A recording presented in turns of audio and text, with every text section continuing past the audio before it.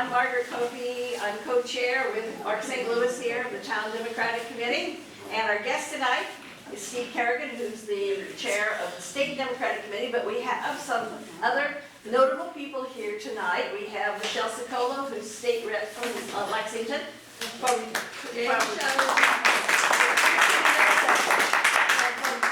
8 of our 9 precincts, right? She's missing one of them.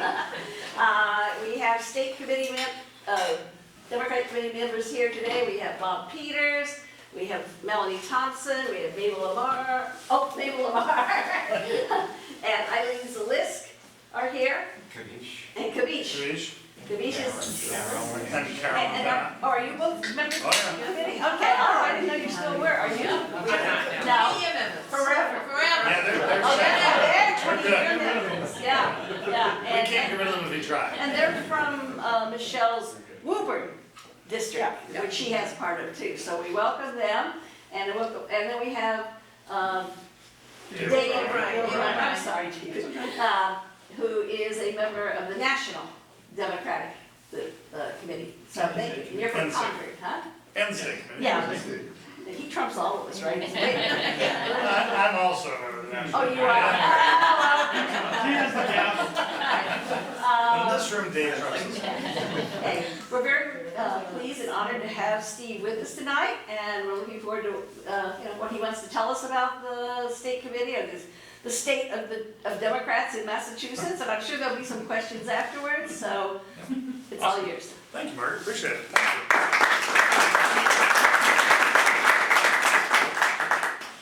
I'm the chair of the select board in my hometown of Lancaster too, so I will just say this: we have to stay neutral in multiple candidate races, but I believe in local government in a very strong way.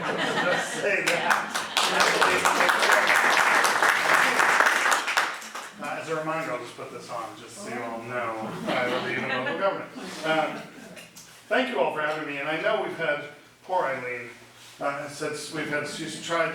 I think the moment I was tapped by the governor to get this gig, she said, I need to come to Lexington. And I said, of course, Eileen, anytime. And then 3 or 4 times she said, what about this? No, not that day, no, not that day. And a few where we said, yes, sure, and then no, not that day. So, And then today, I know, whoever was trying to keep us apart, screwed with the town hall, sewer, the whole thing. So I'm here now, and I'm grateful for the opportunity to be here. Am I like giving someone online like a terrible view of myself, or are these on? no. Okay, all right. Oh, what's that? Oh, he's there. Oh, good. Not good, because I was really worried. This was that's not a pretty look for anyone. Well, as Margaret said, my name is Steve Kerrigan. I'm the proud chair of the Democratic Party here in Massachusetts, and thank you for acknowledging all of my colleagues from the state committee, my colleague from the national committee, and folks involved here in Lexington as well as Woburn. We thank folks for coming from near and far to join us. It is really, I grew up in Lancaster, another L town. Some people confuse us, but you guys would never know that because you don't know who we are. We're a tiny town just further out on Route 2. And I grew up with 2 union parents, a proud MTA mother who was a 41-year member of the MTA. She was the school secretary, so she totally ran it. And my dad was a utility worker for Mass Electric, so he climbed light poles back in the day when you didn't use those fancy bucket trucks, as he called them. So we grew up understanding the value of organized labor and the work that they did, and frankly the role the Democratic Party played in supporting them and their members. And so being a Democrat was really never in question for any of us in my family. And so having this opportunity now to chair this party that has done so much for my family and families like mine all across the Commonwealth and the country is really just the honor of a lifetime. So I am grateful to Governor Healy and Lieutenant Governor Driscoll for asking me to take on this role, and even more grateful to my colleagues at the state committee for electing me to it. A little bit about me other than that. I grew up in Lancaster, as I said. I started my career in politics as an intern, 17 years old, in the mailroom in Ted Kennedy's office in Washington. It wasn't child labor. I was a college freshman, just about a week before my 18th birthday. And I never thought I was going to have a career in politics. I actually was going to become a monk when I graduated college, which is a whole other story. There's a bar nearby, I'll tell you that story later. But, it was not to be, for many reasons, but I got an opportunity to work in public service and really to see with him firsthand, and our governor's counselor, your governor's counselor is here, Marilyn has joined us. Thank you for coming, Marilyn. I got a chance to see firsthand what public service really was all about. I was actually just recalling a story of when I was up in Gloucester once with Ted Kennedy years ago, 25 years ago, and we were meeting with fishermen's families. And at the end of the meeting, he threw out this line and said, is there anything, like, you have one thing that I could do for you, what would that thing be? And I honestly thought it was going to be, lift the limit on days at sea for fishing and all these different regulatory things. And they just said simply healthcare. They went on to tell us the story about how they're the hardest industry in the country to insure for healthcare. And I think this all the time, he left there, we were walking out, and he called Bill Daley, who was then Secretary of Commerce. Within about a month, we had a $2 million grant from the Department of Commerce. We talked to Tufts Healthcare. We put together a health plan for fishing families, which still exists to this very day. It's called the Fishermen's Partnership. Thousands of Bay Staters in New England fishermen families are insured by that plan. And why do I tell you that story? I tell you because that's what Democrats do. We solve problems. We make an impact in your community. You know this, right? Like, you see something going on in your community, and you go to find the people who can make a difference and to change that circumstance for the people that you represent, or your neighbors, or people you may never know. And which is why I'm so proud of our party and who we have been and what we can become as a party. There's a lot at risk in this election. And I will say a little bit more about it. So I went on from, Ted Kennedy always told me what to do with my career, even after he passed away. But he's very good at that. But I went on for a long time, worked in the Attorney General's office here in Massachusetts. Then he called me 4 days in a row and told me I had to go to Chicago to work for Barack Obama. And I was exhausted and didn't want to go to Chicago to work for Barack Obama. But I finally said, okay, fine, I'll go. And it was, of course, a game changer. I got to meet my good friend Bridger Gall, who was in the back of the room, Lexington's own, along the way on the campaign. And I got a chance to run President Obama's, work on President Obama's first inaugural and second inaugural, and serve as the CEO of the Democratic National Convention in Charlotte. And then came back here and ran for lieutenant governor. I hope none of you remember that campaign for lieutenant governor. It was one of the best experiences of my life. I just would like 9 more votes per precinct, but which is why I believe in the precinct organizing. Believe me, I know the results. And then I went on to do more volunteer work and just contribute to my community. I joined the board of the National Board of NARAL Pro-Choice America, which is now Reproductive Freedom for All, and I've been fighting in that reproductive freedom fight for 10 years.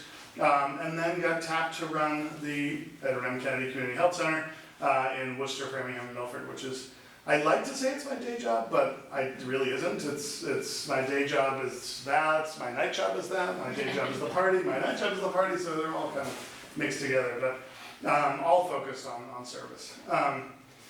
This year, so I'll cut to the chase and I won't take as many questions as I can for you all, but we've all, how many here have said the phrase, this election is the most important election in our lifetime?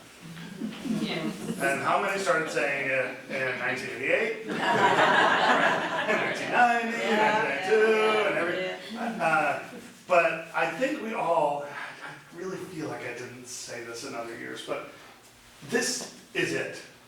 And not just because of the issues. Now in 2000, you could argue climate policies and so many things between Bush and Gore. The fate of our democracy and people's confidence, not just here in this country, but around the world, in the American experiment is on the ballot. And we have 2 drastically different positions in terms of our candidates. We also have 2 presidents running, which is the first time it's happened in over a century, where 2 people who have served 1 term as president are competing for a second, and you can openly compare their 2 candidacies. You got, and by the way, catching myself real quick, March 5th is the Massachusetts Democratic primary. I am chair of the Massachusetts Democratic Party. There are 2 other candidates on the ballot for the Massachusetts presidential primary, so I am just telling you what the sitting president does. I am not necessarily endorsing or supporting one candidate on the Democratic ballot over another. Cover that? Okay. So one of the leading candidates on the Democratic side, we have a president who has been the most consequential president in the lifetime of anybody in this room or anybody watching at home. Hands down. He's done more on the economy since FDR, more on infrastructure since Eisenhower, more on judges in the judiciary since JFK, and I would argue with the insulin reduction and being able to negotiate Medicare drug prices, more on healthcare almost than LBJ, who actually signed into law Medicare and Medicaid. And then on the other side, you have a president, President Trump, who has literally spent his entire campaign in a grudge match. His entire campaign. And actually, if you looked at in a grudge match where he's spending hundreds of millions of dollars of his donor money on his own legal fees, which came out today, which is absolutely staggering. He spent $200 million on legal fees, and 205 and only raised $200 million in the last year. But he's a president who, when President Biden says, I want this bipartisan bill in the Senate on immigration to go through because it's incredibly important. It's a very divisive issue, but it's really important that we get a hold of things. President Trump calls the leaders in the Senate and says, no, I want it as an issue. I don't want to solve the problem. Can you think of this? A president of the United States says, I don't want to solve a problem that I'm going to tell you every day is the most important problem facing voters, but I don't want to solve it because I want to blame Joe Biden. He openly says he wants the economy to tank or not get better so that he can blame Joe Biden for a bad economy. And try as he might, it's not getting worse, it's getting better. There was a 3.1% increase in the GDP in the last quarter, and record unemployment for the last 50 years. And you've got then a president who believes in the core and the soul of this country, who has spent his entire career, and his children, his son Beau, spent his entire career dedicated to the cause of freedom and diversity and equity and opportunity and enfranchisement in public service. And then you have a president who just wants to divide us. I mean, we knew this when he came down that escalator on those dark days 9 years ago. Can you believe it's been 9 years we've been putting up with him? 9 years. We knew it those dark days 9 years ago, but it is now clearer than ever that this is not about anything other than Donald Trump and about him keeping power. How does he keep power? He keeps power by dividing us from each other. He keeps power by dividing his own party and otherizing so many people across our country. And that's what Joe Biden and Democratic candidates for president won't stand for. And that's what we won't stand for here in Massachusetts. So what are we doing at the state party? What are we going to be doing across 2024? I believe very firmly that parties at the national level, the state level, and the local level, their job is to be a resource to candidates and to causes that we care about. And from the state party perspective, I feel like that comes at several levels. And I think we have real opportunities. We are going to be creating soon, we have a thing called Blue Local, which has been, you guys don't need this necessarily here in Lexington from an organizational perspective. Kavisha's here too. Did you get acknowledged? Did you? Sure. One of our youngest members is taking this, so I want to make sure we acknowledge him. We have this thing called Blue Local, which is focused on investing in our cities and towns and ward committees, and giving them resources and support. You know, there's about 10%, 15% of Bay Staters live in a community that has no representation like this. No town committee, no ward committee, no city committee. We've been working over the last several months to fix that in a lot of communities. We got almost all of them, but there's still many that aren't organized for the primary ballot in March. But we're not going to stop there. We're going to keep working to get them organized, whether they're on the ballot or not. We're going to get them a committee that we recognize. And once we do, it's giving them the tools, making sure that they have what they need from a messaging standpoint. They know how to throw signature parties, or know how to knock on doors, know how to cut turf, know how to organize, know how to do relational work to get their friends and their families and even strangers to do work for Democratic candidates. So we're going to give them the tools to do the work we ask them to do, which is critically important, and I think way too often is overlooked. I know in our town last year, I proudly served as the chair of the select board in my hometown. Proudly serve in it, I'm insane for doing it, but I proudly serve as chair of the select board in my hometown. My husband calls it my third full-time job. But last year we had a gentleman run for the school committee who, if you bumped into him in a coffee shop, was a perfectly lovely man. We talked to you about issues in town and the whole thing. Yet on Facebook was running a totally undercover campaign for book banning, for banning critical race theory, for banning Black history in our history books, which is basically banning American history. And we at the state party started getting involved in local elections where there was a very clear Republican candidate against a very clear Democratic candidate to try to push back against some of the super right MAGA extremists. We had really good results, but it didn't go far enough for me, because there's a lot of folks who choose to hide under the unenrolled banner and run as a conservative Republican. So this 2023 is the last year that the Democratic State Committee won't get involved in a Democrat versus unenrolled election. If you have shown a clear pattern of supporting Republicans or Republican ideals and you're running against a good Democrat, we will be there and we will hunt you down and we will beat you at the ballot box. And that's critically important because cities and towns, we ask them to do this work of organizing, recruiting, and galvanizing Democrats to do Democratic things and what Democrats should do. And then when it comes to local elections, we say, oh, well, you know, it's nonpartisan. Do you know why our elections for local level are nonpartisan? I don't know. About 50 years ago in the legislature, there was a movement from some Republicans and conservative Democrats to change the law to encourage it to be nonpartisan elections. It was all designed to do exactly what it does now, which is to make you feel bad about running a partisan campaign for a local office. Well, I say this, if you are not willing to step up for the values of the Bay State and the United States, which are the Democratic Party's values, then you should be challenged, and you should have somebody run against you. You should have an organized party pushing back against your campaign, and so we will be doing that from this day forward, which I think is fantastic. Secondly, we're going to do a lot of work to support candidates all across Massachusetts. We have hundreds and hundreds and hundreds of elections, if you include the local elections. Our entire legislature is up for re-election. We've got to give Governor Healy and Lieutenant Governor a legislature that will help them support their agenda. As difficult as the times are here in Massachusetts to make ends meet, we know and you know, you need that support, you need your colleagues there.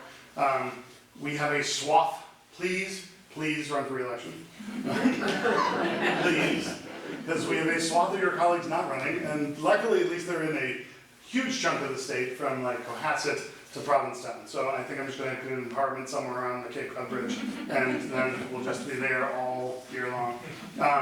But it's a lot of tough races that we're going to have. But it's critically important that we support our legislators because they do so much of the work that we need them to do to support us. Elizabeth Warren's going to be on the ballot. We're getting a lot of rumors that she's going to have a Republican opponent. For a while we had rumors she was going to have a Democratic opponent. We don't think that's going to be the case anymore, which will be nice. We don't know who the Republican is, but we're going to be ready.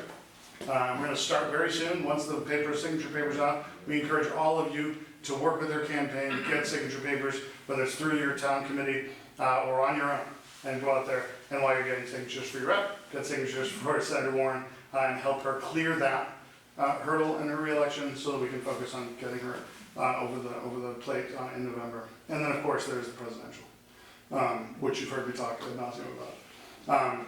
So I will also tell you, one of the things that Ted Kennedy used to say, and I've adopted, is that Massachusetts has two great exports, cranberries and political activism. And just as we harvest cranberries, we have to harvest political activism. And we had a huge impact this past year.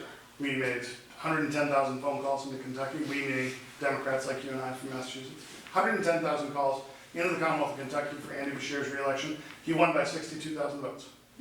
We made the most calls into Kentucky than any other state in the Union other than Kentucky, which is very good. And we were pretty close to Kentucky. We made calls into Ohio to support Question 1, which allowed them to enshrine abortion rights in the Constitution of Ohio and push back against that draconian movement. We made calls into Virginia to help them flip that chamber of the legislature, which Governor Youngkin was planning on running for president after he flips both those chambers to Republican, and we said, no, sir. We made calls into Pennsylvania for judges. We made calls into New Jersey for their legislative candidates, and all across the country. And we're going to do it again this year. And this year, so I believe in creating as many avenues for activism as possible for volunteers. My sister's a 6th grade teacher, also an MTA member.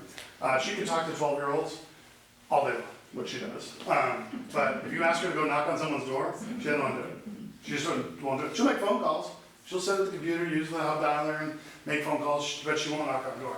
And we all know volunteers who want to do one but not the other, or on a given day would rather write postcards out or send texts to their friends or use a relational organizing tool on their phone. We need to never say to a volunteer, we're not doing that today. Here's what we're doing. We need to say, you want to volunteer? Here's all the ways. And I don't just mean when they show up at headquarters, I mean online. I mean at massdems.org. I want volunteers to be able to log in and say, I got 2 hours.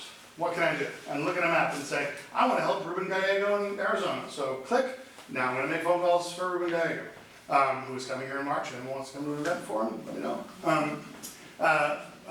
But we need to provide volunteers all across Massachusetts with the tools they need, the resources. As I said at the very beginning, our job is to provide resources to folks all across Massachusetts to do the work we need you to do, which is to help elect, re-elect, and support Democrats. So I said a lot. I don't know if any of it resonated, but I'm very passionate about the work that we have to do with the state party.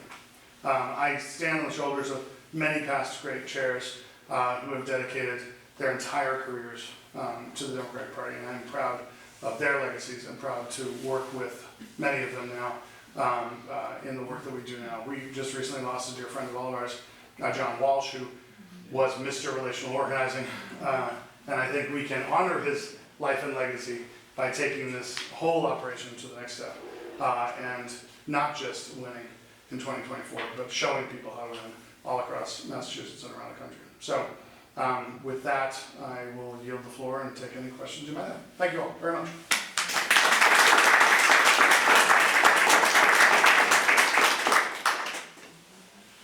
Not all at once, okay. Margaret, Yeah. meet me at the door, so we're gonna go with her first, and then you. Okay, the presidential primary is March 5th. March 5th, And Tuesday. that's also our town election Yes. here in Lexington. I believe in local government. Yes, and there are people here who are on the ballot for both the town meeting, which is nonpartisan, as well as our townwide races, and as well as the town Democratic Committee. Yes. A bunch of us are on that. And the state committee. And the state And the committee. state committee, that's right. Now, when will Elizabeth Warren be on the ballot? September. That'll be the September, November. the primary. Yeah, her primary will be September. Her primary, and who else will be on that primary? Hopefully nobody else. No, I mean, Statewide, the legislature. The The whole legislature. legislature will be on. But, Statewide, there's no other statewide races but Elizabeth. okay, thank you, that's all. Yeah. Your governors, councilors, They're- legislature, And, yeah, they're all September. yeah, okay. And some other races, but not your town races. Basically your town and your, County people. what's that? Some county people. Some county people if you have county Yeah. elections, yeah. Okay, thank you. You're welcome, thank you. Yes, I think we What's your all name? know that the tell me youth, your name. Sally Bleicher. I saw it. I think we all know the youth vote is going to be very important. So what I'm really interested in doing is going to New Hampshire, Rhode Island, wherever, and registering youth voters on college campuses. Is the Democratic Party going to be organizing that here in Mass? Yes, that's the short answer. It's more than about the registration. It's about registration, education, and activation. And it's interesting because when you go to larger campuses in Massachusetts, you're registering a lot of folks who might be voting in Ohio, which is fantastic, Right. or in New Mexico or something. So we have a new tool that we gotta actually launch this thing so I can actually talk about it and tell you what it is, but it's fantastic. It's something that the Biden campaign is using, not that we're with them, but that they're using. And the DNC's using, how's that? The DNC's using. And it's a fantastic tool that you can do voter reg on it, you can cut turf in your area on it, you can say, I want to help people in the 3rd District of Ohio, and it'll go through your contacts and pull people who live in the 3rd District of Ohio, and you can send them an email or a text. Like it's that granular. It also has graphs, charts, social media imagery that you can pull from that on the Democrats' national economic successes, all kinds of things. So it's a really fantastic tool that we will have at the party available. Candidates will have it. That can help them really. It's really based on relational organizing, and so candidates can have it. We'll make it available to town and city and ward committees as well. And so it'll not just help with voter reg, that'll help with that education and activation piece as well. So we will be doing that. Good. So look for more of that soon. He had his hand up first and then I'll come to you. Go ahead, sir. So, Tell me your name. Avery Baskin, Yeah. I'm a committee member. My question is, well, so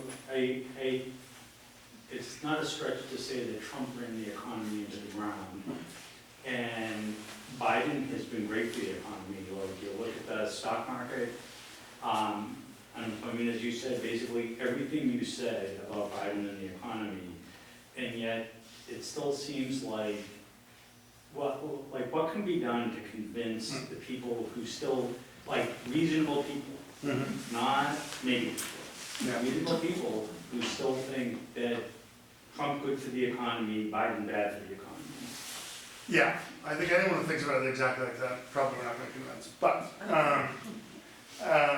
it's a very important question. And it's a hard one to answer because I think it's, so particularly here in Massachusetts, we're really blessed here in Massachusetts, right? I said to somebody before I left the office today, he was very concerned about Massachusetts organizing for the president's campaign. He supports him, I'm neutral.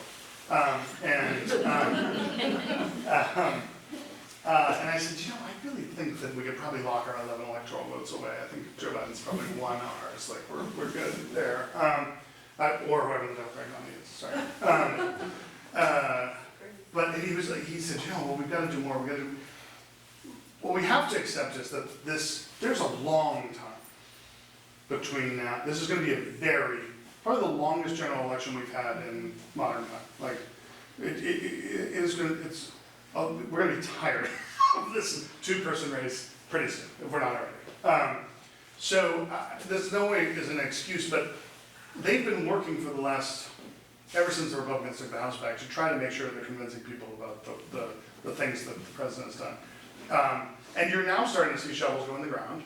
You're starting to see ribbon cuttings. You're starting to see events talking about the infrastructure bill and the impact that, frankly, on the climate efforts that the Inflation Reduction Act had, which is, by the way, the largest investment in climate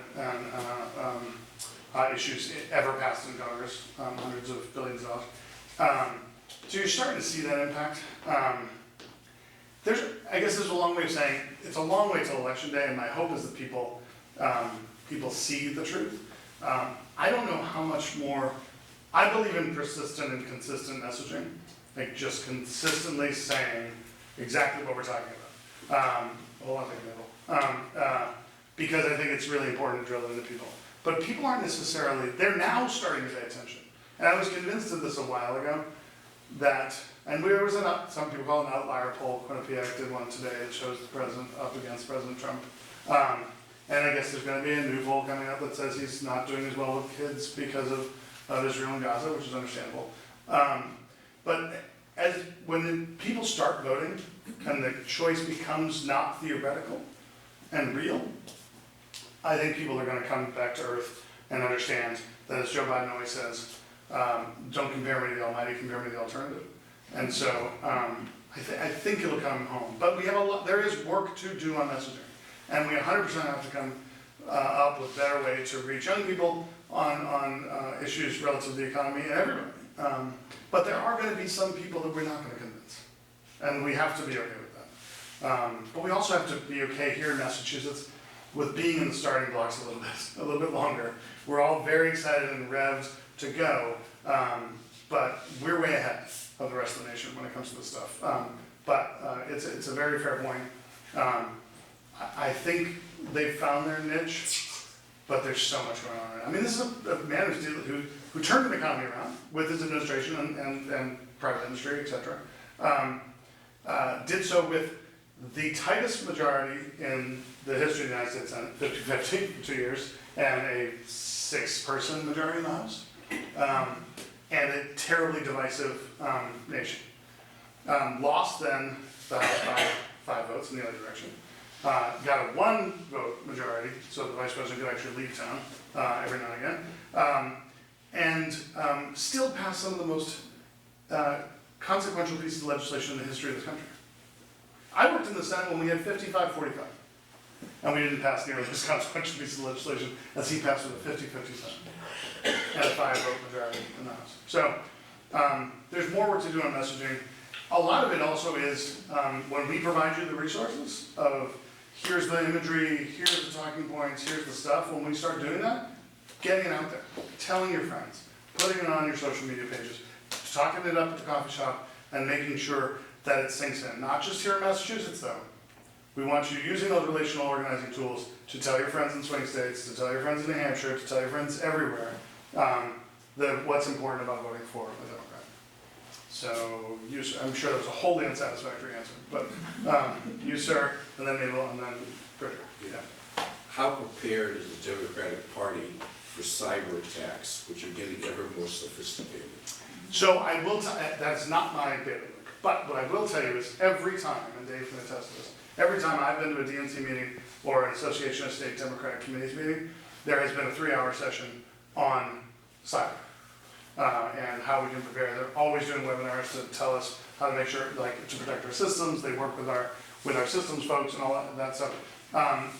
So we're doing, and they've got fantastic, really top-notch folks helping at the DNC and of course the White House to make sure that we have those tools. I wish I could tell you more intellectually about what they're doing, but the other piece that they're doing is working to give us toolboxes on AI and the deep fake stuff and pushing back against those things, which is going to be almost as challenging. But they have been focused like a laser beam on the cyber attack prevention piece, which I know is probably very near and dear to Bridger's heart. Bridger and I worked together on the first inaugural. He was nice enough to work in the multi-agency command center for the entire inauguration day, which is like the worst job ever. But for Bridger, it's like being asked to work in Santa's workshop. So he was really, really happy. But the rest of us could then go out and actually enjoy the inaugural for a few hours. So I can tell you it is very much in their foremost in their mind. I'm not smart enough to tell you what they're actually doing, but it is a constant on all of our agendas to talk about what we're doing in cyber, to provide the resources to us as state committees, and make sure that they're testing us, they're doing all that stuff to make sure our data is secure and all that stuff. They're working on it. Mabel. Yes, I just want to carry on what he's talking about, the stock market. This is Lexington, I'm pretty sure a lot of us do own stocks. But when Biden talked about economies, he should talk about the student loan, the minimum wage, and he walked the UAW line. He's the first person to ever did it. And he also recognized what genocide with the Armenians. There's just a lot more things we need to talk about other than what Lexington's value, our standard of living, what this town is. There are a lot more people out there, we need to bring them in so we can go back to the White House again in 2024. Here. Yeah, it's that's exactly right. I mean, it is so the Republican Party sometimes, and now that it's sort of not working for them, but they set up this, they set the stage that, well, the stock market, if the stock market isn't good, then you're a terrible president. Now the stock market's at a record level, and somehow he's still a terrible president. They put in these, and if we only focus, as Mabel's pointing out, on those things, then we're playing their game. I will say this, this is a president, so again, I serve on the National Board at NARAL, Reproductive Freedom for All. It's hard when you are there for a long time and then we change names, but when Joe Biden was running for president, there's no mystery here. He's a faithful Catholic, goes to Mass as often as he can. There were a lot of people running for president at that time. He was I was an early supporter of his. He was not the easiest meeting to get to talk about abortion rights. But he understood intrinsically the importance for human rights and for protecting a woman's right to make her own decisions with bodily autonomy, etc. But since then, he has been the most impactful president, even despite the fact that the Dobbs decision happened on reproductive freedom, than any president in history. And that is not an exaggeration. An unlikely hero of the reproductive freedom movement is Joe Biden, but he has been there. And that is something we have to talk about. And I'll tell you this, the word abortion was not said on a stage at the Democratic National Convention until the 1990s. Not said. There was never a story about an abortion until 2016 in Philadelphia. when the president around the time told her story. 8 in 10 Americans, 8 in 10 Americans of all parties support legal access to abortion rights. When we remind people that Donald Trump is out there saying, I am so proud of the work I did to get rid of Roe v. Wade. I am so proud of the Republican Party who empowered me to get rid of Roe v. Wade by pushing those 3 judges through. The more we talk about that, we win elections. If you look at, I left the board for about 3 or 4 months to work on the fight against Brett Kavanaugh, which did not work out, which you probably noticed. But we tried real hard. We tried real hard. We never thought we were going to do that well in 2018 midterms, but because it was on the heel of the Kavanaugh vote, we won. We built a coalition that I've never seen in Washington politics ever, across disciplines. It wasn't a fight against Kavanaugh. It was not a fight for reproductive freedom. It wasn't a fight for disability access or LGBTQ rights. It was for all of us. It was for civil rights and human rights, and for democracy in the United States. And we failed in that vote because of Susan Collins, by the way. But we won by building a coalition that has been working at it now since 2018. You look at those results in 2018, direct results of that. You look at the 2020 election, direct results of that work.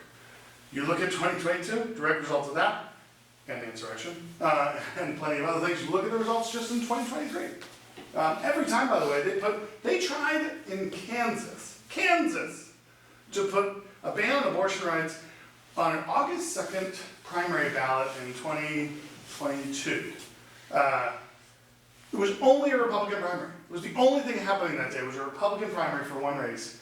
And voters of all stripes turned out all across Kansas and voted to defeat that action.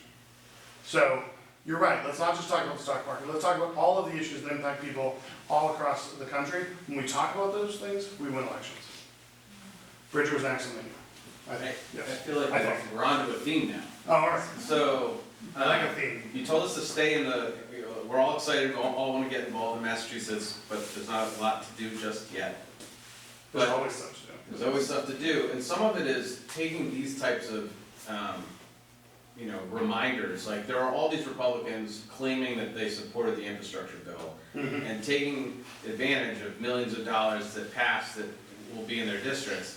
And, how are we in these safe states with, how can we generate our activism but have the party direct us on which are the things that are gonna be successful? Because some of the Republicans in those districts are gonna win re-election regardless of how many lies they say. Yeah. But some of them are vulnerable and could, because the margin of error is how they were winning. Yeah. Or maybe between the coalition and some of these messaging things, and using common sense, simple language, not the, moving back towards economic security instead of the stock market. Right. And talking about your family, Mm-hmm. small businesses. I mean, we've done more for that. And so I'm just wondering how we can help us better target, as opposed to, I hate making the decision myself, like which, should I spend time with Ruben or maybe the person in New York who barely won, and that needs to not happen again. Right. Well, I would argue, just on the Rubin point, although he was just an example, winning that seat could decide the future of the Supreme Court because it could decide That's the right. balance of the Senate. But, I need to do both things. yes. Yes, we do. Both We and. have to do all kinds of things. All the stuff. And us in a safe state, we gotta do it all. No. But is there a way that the party's trying to help us prioritize some of those? So when this goes up, you won't have 435 congressional districts that you can pick from to go and make phone calls into. You won't have all the different Senate races. You'll have the targeted ones that are they'll have, I can just tell you at least what I know you'll have for the Senate right now. Yeah. You'll have Ohio, Sherrod Brown, John Tester, Ruben Gallego. You will probably have Tim Kaine to just make sure we take care of him, and a few others. But remember, we're at 51-50 in the Senate, and Joe Manchin's going. Yeah. So we're at, so now we're now down one, and they're going to go after Sherrod Brown. They're going after John Tester like crazy. Yeah. I think Ruben's actually had great news because they reported numbers for Carrie Lake apparently doesn't raise money, she just spends it, so, she's been running around flying on planes and has raised almost no money. And she's likely to be the Republican nominee. Wisconsin? Wisconsin will be, well, yeah, Wisconsin, although even Tammy Baldwin's like, come and help me, but do it because we need to help the president in Wisconsin. Yeah. So there'll be, so on that drop down, there'll be targeted races that'll be based on both our assessments. We're also working with our congressional delegation. Catherine Clark has a list of candidates that she's going to make sure she targets to make sure we maintain, or sorry, that we flip the majority. We'll work with Elizabeth and Ed to make sure that if our target list is off in the Senate, which I don't think it is, but if it is, that we make adjustments there. So we'll be working with the other party committees to make sure that we're putting our resources, and by resources I mean all y'all, in the right direction and giving them the support they need, rather than just saying, have at it, do a postcard party for the 13th New York district, have a great time, even though it may not have any impact. I'm gonna go to him and then I'm gonna go to you and then Carol. So, 2 comments and 1 question. Sure. So, first comment, I said before, but I am thrilled to see you as state party chair. Thank you very much. And even more thrilled having heard you talk tonight. But thank you for being there and the work you're doing. The second thing is just a message thing, and I hope you hear this at a lot of town committees. I've been in Massachusetts for, I've lost track, I don't know, 40 years and thereabouts. And that whole time I've lived in Massachusetts, we've had one of the least open state legislatures, the least transparent. And I hope that the Senate President and the House Speaker get the message early this year rather than later this year, that it's time to have an audit of what goes on in the state legislature, and it's time for them to change their procedures. And it's a message the state can send. We not only want democracy at the national level, but we really want open democracy at the state level. Sure. So, very important disclaimer. I take care of the rules with my colleagues at the Democratic State Committee. The Senate President and Speaker take care of the rules in that Senate and the House. Very, very important disclaimer. I just hope you hear this 40 or 50 times and say, next time you get to talk to them, say, I heard 40 or 50 times. Yeah. Well, I don't necessarily want them coming and telling me how to do my thing, but yes. But I hear you, and obviously it's been said many times across the Commonwealth. My role is to help elect, re-elect, and support Democrats. I know that there's differing views on and metrics on how people view the circumstance you just laid out. It doesn't serve, I don't think, our state party or our candidates across the board for me to get involved in that. Yeah. And I'm not suggesting. Yeah, no, my job is to help elect, re-elect, and support Democrats, and the best way to do that is by working with all of you. My job is never to tell you, this Democrat is the better on climate than this one, or this one is better in transportation policy than this one. You're all going to support different Democrats, as long as once we have a nominee, hopefully you'll support that person. And that's healthy for our party to have that discussion. I loved when I was running for lieutenant governor, there was a robust debate for a long time about what our priorities were for the Commonwealth.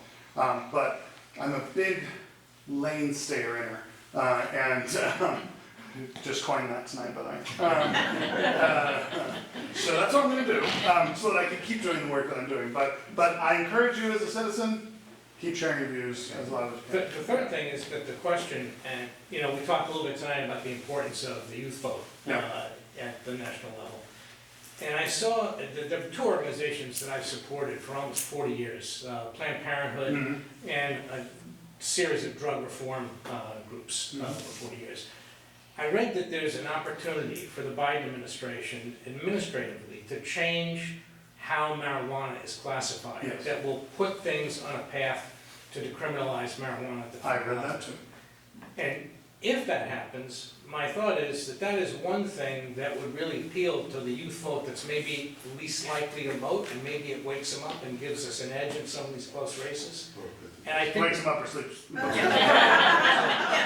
think the country's ready for it, and it would make this old president look pretty young to take a stand and to get some movement there. That's, Yeah, I will just say, you read it, I read it, my guess is other people read it, and that's where I'll leave that. But but I will say on the youth vote. So I meant to mention this earlier, and Dave was nice enough to invite a friend of ours, but he was nice enough to invite him.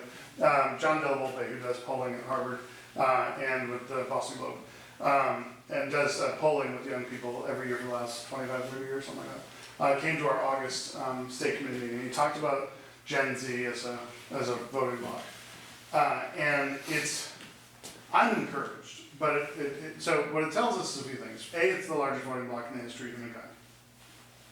Full stop.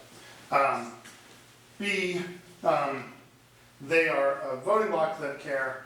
I mean, I'm just saying they because I'm not one of them, so I don't mean to be pejorative, but Kamish knows we're not in the same age group. They're a voting group who vote passionately on policy.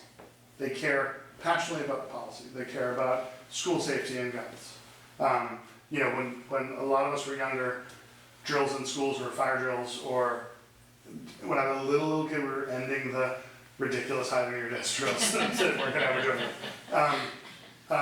Their drills were serious, real stuff that they were terrified about each and every day. The suicide rate among that generation is much higher than in mine. They care existentially about the fate of the world every day. They care about reproductive freedom because they know their parents and grandparents' generations had that protection for 50 years, and now they don't. They care about the climate because they know they're going to be living on this world a lot longer than we will be.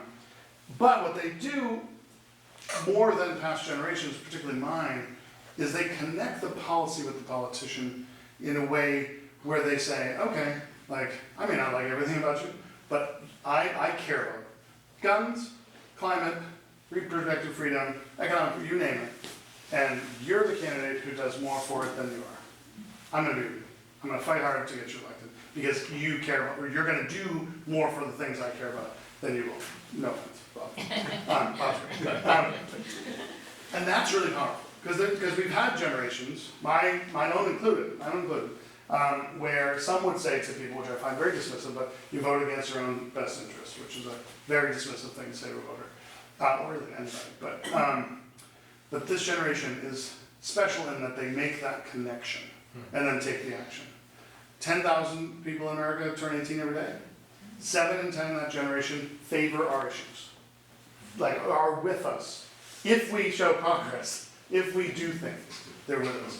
It's our job to go to them, convince them, work with them, and get them to vote for Democrats, hopefully register as Democrats, but at least register to vote and take action. So we're going to do everything we can. I was just meeting with some folks today, and I'm sure Kamisha and I will talk about this at some point soon.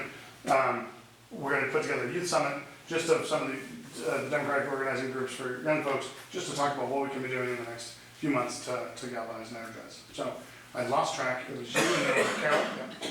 And then, well, you already went. I got to go to somebody else before you go. Back in the Great Carol Dunn, ladies and gentlemen. Back in, the primary we just had in New Hampshire, we had that awful phone. That wasn't the primary, remember? Oh, yeah. That awful phone call. that Yes, irritated. yeah. Do we know who they targeted? Did they target Democrats or did they target the independents or both? And how did we find out about it? And what did we The do? answer to the second is people called the state party and told them. Okay. The answer to the first is I think it was both, but they don't yet know how many people got called, right? Can you tell us a little bit more about this So phone there was call? a deep fake phone call done the day before. Yeah, I think. What other people call the New Hampshire primary, but not us at the Democratic and it was AI generated recording that ostensibly was President Biden telling people to save their vote. He wasn't on the ballot, so don't waste your vote tomorrow. It's more important you save it for November and don't go and vote tomorrow. Luckily, it got out in time, so there were many news cycles where they could message to people in New Hampshire, deepfake, not him, don't listen to it. You can vote both in the primary or whenever that was and the general election. But it's pretty scary. And to me, it sounded a lot like him. Some people who act like they know better said, I mean, it did sound like he just sort of woke up. But not that I've ever been with him when he woke up. I should think that. really sounded weird. But, so they don't know how many people went to yet, but the Attorney General of New Hampshire is investigating, and I don't think they're gonna, what they did was they did it so that the name on the vote, on the caller ID, was the former chair of the state Democratic Party in New Hampshire, who was running the write-in effort, ostensibly running the write-in effort, on their thing. So a lot of people answered, or, checked the voicemail because she had left it. But, so I think we haven't heard the last of it, but that's something we gotta protect. It's scary. And it really, that's incumbent on us as informed voters and activists to educate folks, or be prepared to educate folks when they say, hey, I got this call from Joe Biden, a voicemail, and you gotta be prepared to say, no, it's not true, here are the facts, and just push back with facts. So it's incumbent on all of us to have the facts at our fingertips to be able to push back against misinformation on those types of things, on everything, is to inform yourself as best you can, because an informed voter obviously is the best tool we have. I've totally lost track of who I'm supposed to point to next. Oh, you. Me? Yes. Yeah. Well, you just didn't ask a question. I just put a, well, That's how you do it. Put your hand up and say, that's what fun. let's spend some more time on it. Let's spend some more time on it. All right, I have two rather ill-framed questions maybe, but it builds on some of the things other people have said. Okay. And I listen to you, experienced political activists, who can talk about all the statistics and so on. But one thing that concerns me roughly, and I feel like I'm being the negative person amid all this joy of what's ahead of us, has to do with the irrationality of the Trump campaign. We've been talking about argument and systematic ways of making people see what their own self-interest is. But we're dealing with an opponent who trades only really in arousing, I don't need to sound like Hillary Clinton or anything. She may not be the same. But,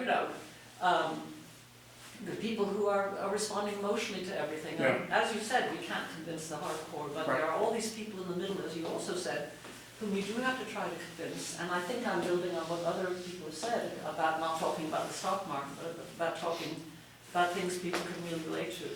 And I'm wondering how thoroughly we're considering that in our campaign, because we may need some different techniques from the old ones.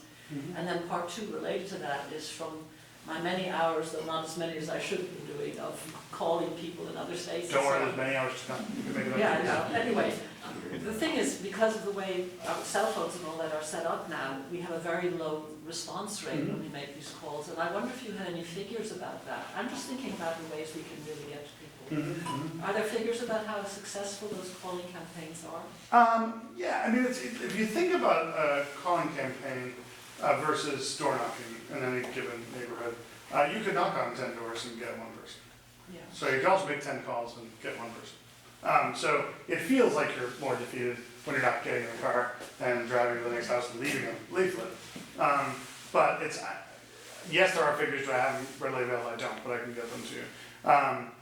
But that's why we would need to create avenues for activism that include text messaging, that include relational organizing, where you're not just hearing from a volunteer you don't know, but from your neighbor or a friend or somebody you went to college or high school with, who is telling you, by the way, did you see I was just about to say the debate, but they're definitely not debating, because there's no way Donald Trump's going to agree to a debate. He doesn't agree to anybody, which is sad. So anyway, what did you see this bit of news, etc. So I encourage, I don't want folks to be discouraged to stop making phone calls because they're just getting voicemail. Like, leave a voicemail, that's fine. Or if the script that day says don't leave a voicemail and keep calling other people, keep calling because you're going to reach somebody. It's the same as knocking on doors. It's the same as, look, I ran for office, I shook thousands of hands and probably, who knows, how many of them voted for me. But it's about that connection, and I think the more you try, the more success you'll have. And then your first one was about something that I've now totally forgotten. What was your first question about? It was more general.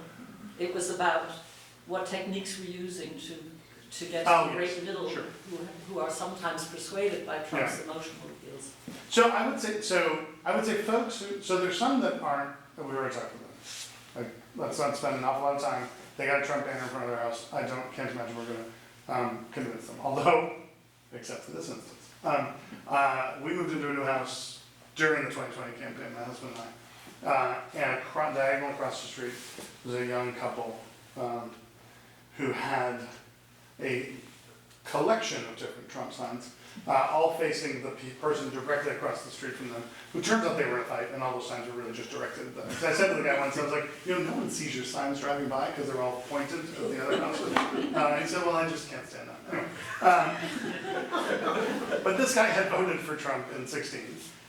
Small business owner, gun owner, more registered Republican. And, he's a neighbor of mine, so we're chatting. And we talked about some of the issues, not in any great depth or any of that. But it came down to, I said, if you have a kid someday, do you want to really tell them that you voted for him twice? Really? I mean, you're in Massachusetts, so okay, keep doing it, but who cares? But do you really want that to be a legacy to your child? Now he has a 1.5-year-old daughter, who he did not vote for Joe Biden in 2020, but he did not vote for Donald Trump. But it took, and we continue, by the way, those conversations.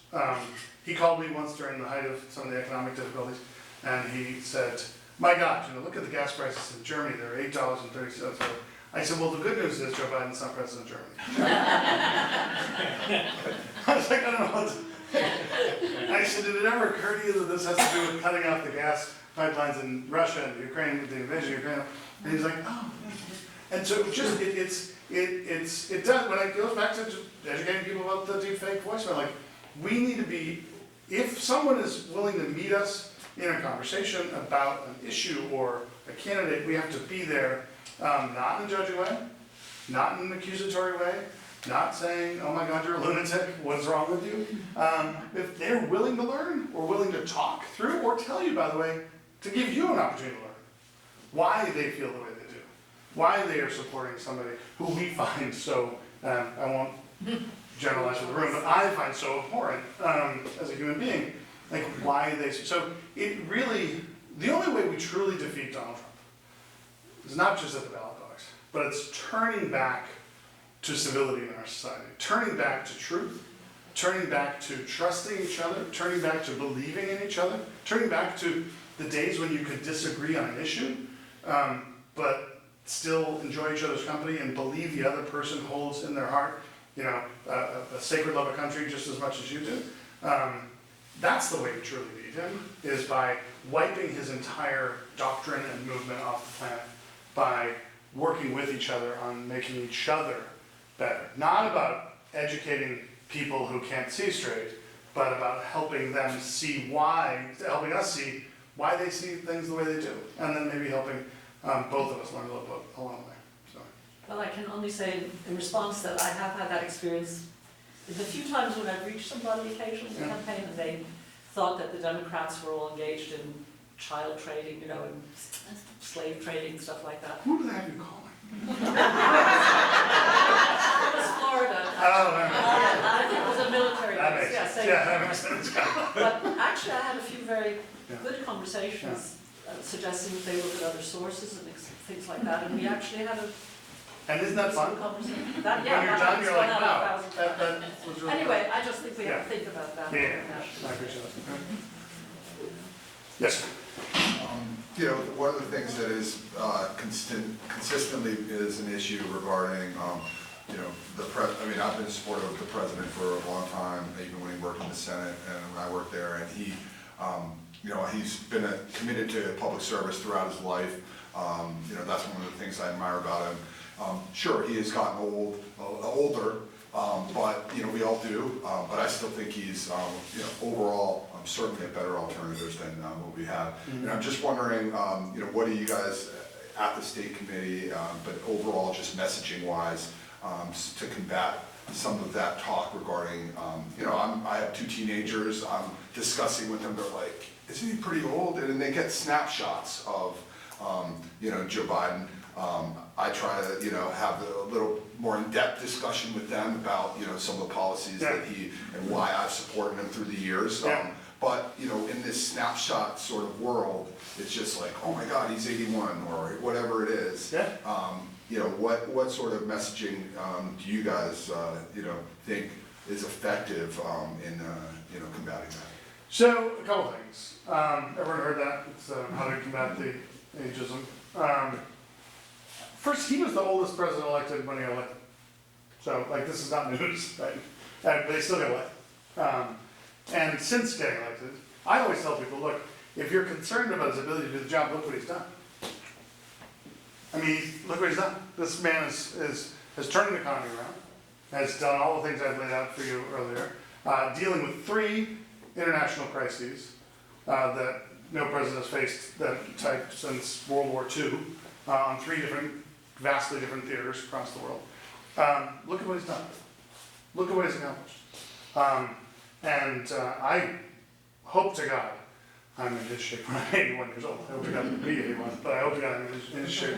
But I'll also say this, and I don't say this lightly, and I don't think this is necessarily an effective way to push back against some people who just have it in their head about the age.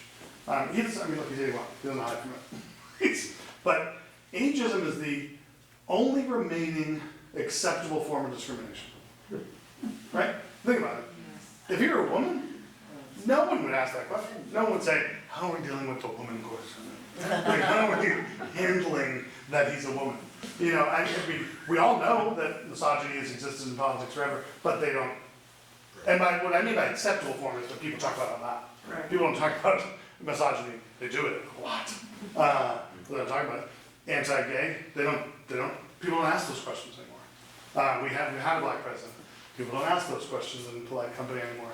They're perfectly happy asking about why this man who is 81 years old, by the way, never had a drop of booze in his life, never smoked a cigarette, constantly exercises, and could probably run me under the table, and I'm 52 years old.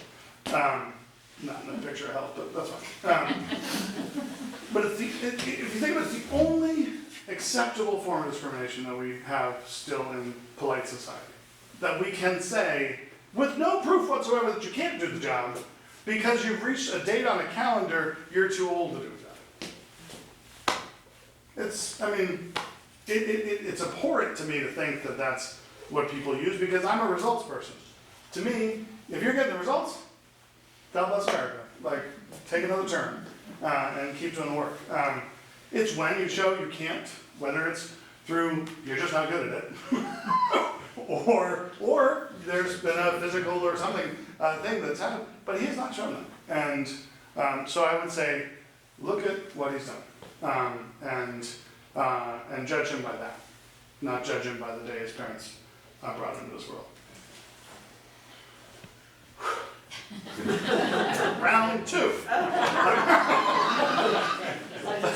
Thank you all very much. I appreciate it.